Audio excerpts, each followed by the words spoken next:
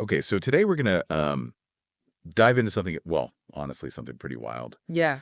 that President Trump said recently about the Gaza Strip. It's, you know, Definitely got people talking. yeah, it's been all over the news and causing a lot of debate, so we're going to take a deep dive into it today. Yeah, sounds good. So basically, there's this Fox News article, right? Right. And it covers this speech Trump gave in Florida. And in it, he basically says that the U.S. should just, Take over. take over the Gaza Strip and rebuild it. Like, just straight up take it over. It's definitely a bold statement. Yeah, and it's I mean, it brings up a lot of questions, Absolutely. I mean, the statement kind of throws one of the world's most complex and long-standing conflicts right back into the spotlight. Exactly. The Israeli-Palestinian conflict.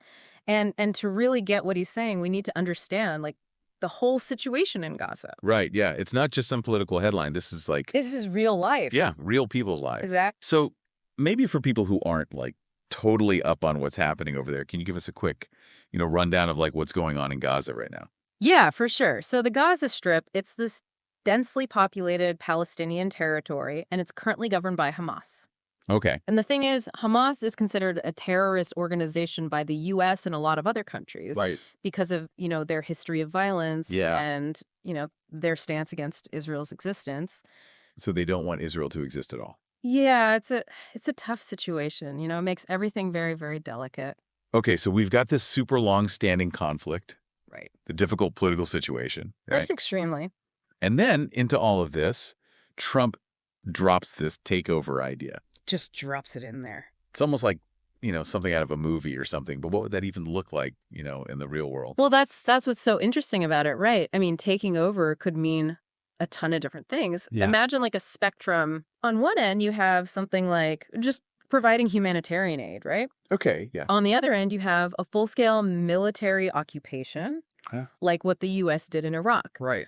And then between those two extremes, you have all sorts of possibilities. Okay. Like maybe a UN-led administration that focuses on rebuilding infrastructure, and creating a more stable environment. There's just like a whole range of what takeover could actually mean. And each one of those like possibilities has, Huge consequence. yeah, like huge consequences, right? Oh, yeah. Not just for the people who actually live in Gaza, Exactly. but also for the whole region. Absolutely. The whole world, potentially. Yeah. It's a big deal. Okay, so let's like think about this for a minute. Like, what if it was a military occupation? Okay, so if we're talking military occupation, right? Yeah. The first thing you have to consider is the likelihood of resistance Yeah. from Hamas.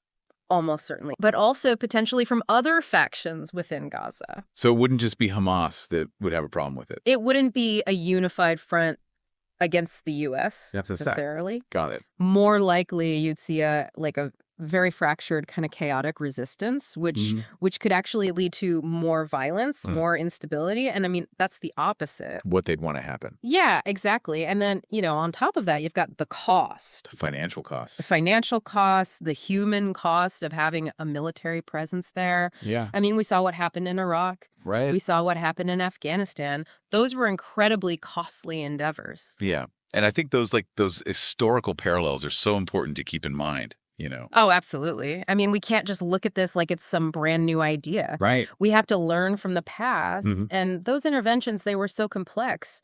And in a lot of ways, they didn't really achieve what they set out to do. So we can't just pretend those things didn't happen. We have to learn from them if any kind of taking over is even, on the table at all. I think that's crucial.